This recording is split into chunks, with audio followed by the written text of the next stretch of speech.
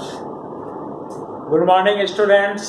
मैं Rameshwar Prasad Gupta, associate professor ABST, government girls college Bundi, Kota university Kota के syllabus के अनुसार बीकॉम पार्ट फर्स्ट के ABST विषय के फर्स्ट पेपर फाइनेंशियल अकाउंटिंग के टॉपिक ऋण पत्रों पर ब्याज एवं इसकी जनरल प्रविष्टियाँ, interest on debentures and its journal entries, ऋण पत्रों पर ब्याज एवं इसकी जनरल प्रविष्टियां टॉपिक पर चर्चा कर रहा हूं। ऋण पत्रों पर ब्याज के लिए सामान्य जानकारी यह है कि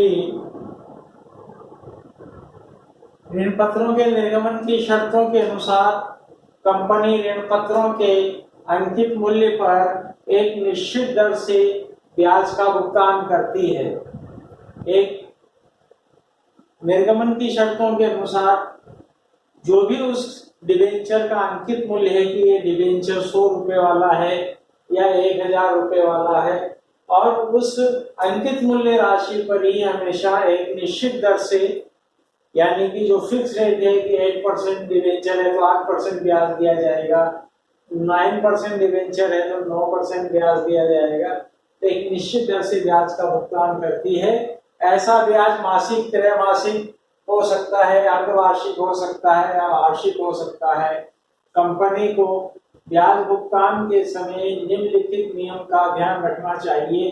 नंबर 1, ब्याज ऋण पत्रों के अंकित मूल्य पर ही दिया जाता है, निर्गमन मूल्य पर नहीं, क्योंकि निर्गमन मूल्य तो क्या है, एक सम मूल्य पर अथवा प्रीमियम पर अथवा बट्टे पर कुछ भी हो सकता है, इसलिए ब्याज हमेशा अंकित मूल्य फेस वैल्यू पर ही दिया जाता है।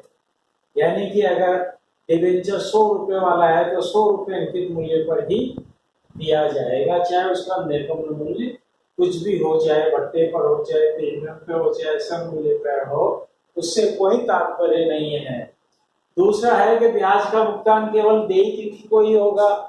जो भी ब्याज की देय तिथि है कि ब्याज हमेशा 30 जून और 31 दिसंबर को ही दिया जाएगा या 1 जुलाई और 1 जनवरी को ही दिया जाएगा। जो भी उसकी निश्चित तिथि है उसी देय तिथि को ब्याज का भुगतान होगा। और तीसरा नियम है, ब्याज देय तिथि को जो ऋण पत्रों का पंजीकृत स्वामी है उसे ही दिया जाएगा। यानी कि ब्याज की देय तिथि पर उस ऋण पत्र का जिस व्यक्ति के नाम, जिस ऋण पत्रधारी के नाम पंजीकरण होगा उसी को ब्याज दिया जाएगा। तो पंजीकृत स्वामी को, देय तिथि को जो पंजीकृत स्वामी है ऋण पत्र का, उसे ब्याज दिया जाएगा। ऋण पत्रों पर ब्याज कंपनी के लाभों पर एक प्रभार है, लाभों में से चार्ज किया जाएगा। कंपनी को ब्याज का भुगतान देय तिथि को सदैव करना ही होगा, चाहे कंपनी के पास लाभ हो अथवा नहीं, चाहे कंपनी हानि में चल रही हो, फिर भी ऋण पत्रों पर ब्याज देय तिथि को तो भुगतान करना ही होगा। कंपनी अधिनियम 2013 की अनुसूची 3 के भाग 2 के अनुसार ऋण पत्रों पर ब्याज की राशि को लाभ हानि के विवरण, statement of profit and loss के शीर्षक, वित्तीय लागत, फाइनेंस कॉस्ट में अलग से दिखाया जाना चाहिए। अर्थात साधारण ब्याज में इसे नहीं मिलाया जाना चाहिए। कंपनी को ब्याज भुगतान से पूर्व एक निश्चित दर से उद्गम स्थान पर आयकर की कटौती करके अगले माह की 7 तारीख तक ऋण पत्रधारी के नाम सरकारी कोष में जमा करवा देना चाहिए। इस हेतु एक प्रमाण पत्र सरकार से प्राप्त करके ऋण पत्रधारी को भेजा जाना चाहिए। TDS का प्रमाण पत्र, उद्गम स्थान पर ऋण पत्र पर ब्याज से कर की कटौती, आयकर की कटौती का प्रमाण पत्र सरकार से प्राप्त करके ऋण पत्रधारी को भेजा जाना चाहिए, जिससे ऋण पत्रधारी अपने व्यक्तिगत आयकर से, इंडिविजुअल इनकम टैक्स से उसको समायोजित करेगा या वापसी रिफंड प्राप्त करेगा। तो उसकी व्यक्तिगत आयकर में समायोजन कर लेगा कि इतनी इनकम है इंटरेस्ट की और इतना TDS कंपनी ने ही कर लिया है। और अगर उसका पैसा बचता है फिर भी तो ऋण पत्रधारी व्यक्तिगत आयकर में से उसको रिफंड करवा लेगा। ऋण पत्रों पर ब्याज भुगतान की जनरल प्रविष्टियां, तो ये ऋण पत्रों पर ब्याज का विवरण था।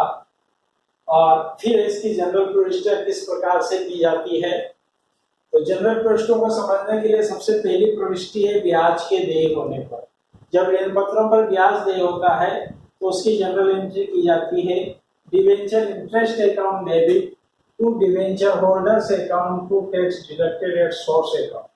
यानी कि डिवेंचर इंटरेस्ट कंपनी के लिए एक वित्तीय खर्चा है, इसलिए डिवेंचर इंटरेस्ट अकाउंट को डेबिट किया जाएगा कंपनी के खातों में।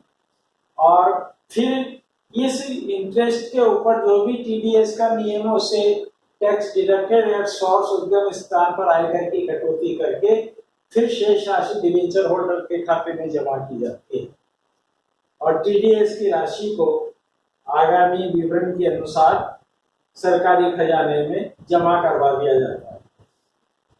तो जैसे 100 रुपए में से हमें 10% टीडीएस काटना है तो 10 रुपए टीडीएस अकाउंट में चले जाएंगे, बाकी 90 रुपए डिवेंचर होल्डर के खाते में जमा कर देंगे और कुल 100 रुपए ब्याज का हमें जनरल एंट्री करनी है। तो debenture interest account debit to debenture holders account to tax deducted at source account. Debenture interest तो जो भी सकल राशि अंकित मूल्य पर देय तिथि को बनती है वो सकल ब्याज की राशि से, और फिर टैक्स डिडक्टेड सोर्स में आयकर की जो भी उद्गम स्थान पर कटौती करनी हो कटौती की हुई राशि, और फिर सकल ब्याज में से आयकर के उद्गम स्थान पर कटौती की राशि को घटाकर शुद्ध ब्याज की राशि डिवेंचर होल्डर के अकाउंट में क्रेडिट कर देंगे। फिर डिवेंचर होल्डर को ब्याज का भुगतान करने पर नंबर 2 प्रविष्टि की जाएगी। ऋण पत्रधारी को ब्याज का भुगतान करने पर डिवेंचर होल्डर से अकाउंट पहले क्रेडिट किया था तो डेबिट हो जाएगा, डिवेंचर होल्डर से account debit to bank account. तो टीडीएस के बाद जो भी शुद्ध ब्याज की राशि है वो जो डिवेंचर होल्डर के अकाउंट में क्रेडिट की थी, अब भुगतान के समय डिवेंचर होल्डर से अकाउंट डेबिट टू बैंक से भुगतान कर दी जाएगी जो भी टीडीएस के पश्चात बची हुई शुद्ध ब्याज की राशि है उससे। तीसरी जनरल प्रविष्टि की जाती है ब्याज को लाभ हानि खाते में अंतरित करने पर।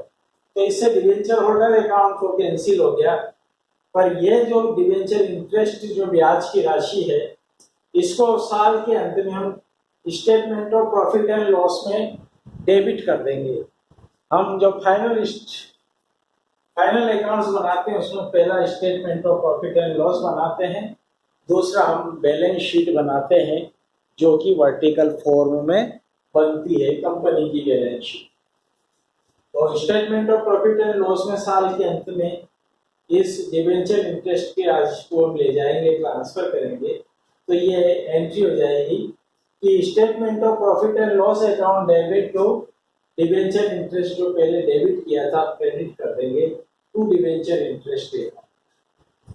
तो जो भी ब्याज की सकल राशि है वो statement of profit and loss में डेबिट हो जाएगी वर्ष के अंत में, और नरेशन हो जाएगा debenture interest transfer to statement of profit and loss at the end of financial year.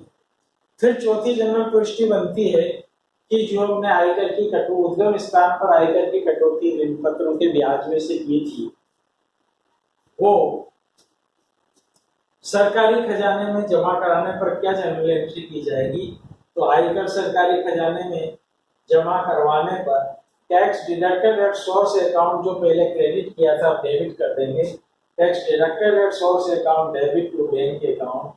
जो भी उद्गम स्थान पर आयकर की कटौती है ऋण पत्रधारियों से ऋण पत्रों के ब्याज पर उस राशि जो भी कटौती की राशि है उसको सरकारी खजाने में जमा करा देंगे और नरेशन हो जाएगा being amount of tax deposited.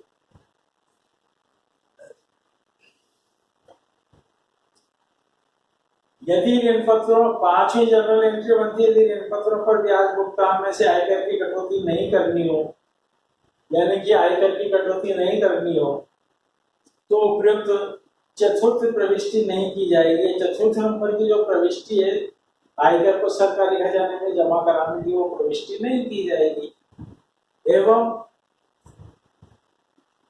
केवल जो भी ब्याज की राशि है पूरी डिबेंचर होल्डर के खाते में जमा करके और फिर डिबेंचर होल्डर को भुगतान करेंगे। तो चाहे तो उनको डायरेक्ट भी भुगतान कर सकते हैं debenture interest account debit to bank. तो फिर उस स्थिति में प्रथम व द्वितीय प्रविष्टि के स्थान पर ब्याज के भुगतान की प्रविष्टि निम्न प्रकार होगी कि जब टीडीएस का नहीं होगा तो debenture interest account debit to debenture holder account debit to bank करने पर डिबेंचर होल्डर को अगर कैंसिल कर दे तो सीधे इन पत्रधारियों को पूरा ब्याज भुगतान की अगर जनरल प्रविष्टि एक ही करनी है तो फिर debenture interest account debit to bank, क्योंकि इस स्थिति में टीडीएस नहीं करना है। तो debenture interest account debit to bank mean debenture interest, तो एक और दो की हो जाएगी तो ये पांचवी एंट्री हो गई, चौथी हमें करनी ही नहीं है तो हमें केवल दो ही एंट्री करनी है, एक 5 नंबर की और एक 3 नंबर की। इस डिबेंचर इंटरेस्ट को साल के अंत में statement of profit and loss account में ले जाना। तो इस प्रकार ये ऋण पत्रों पर ब्याज एवं इसकी जनरल प्रविष्टि हमने पढ़ी है, interest on debentures and its journal entries. धन्यवाद।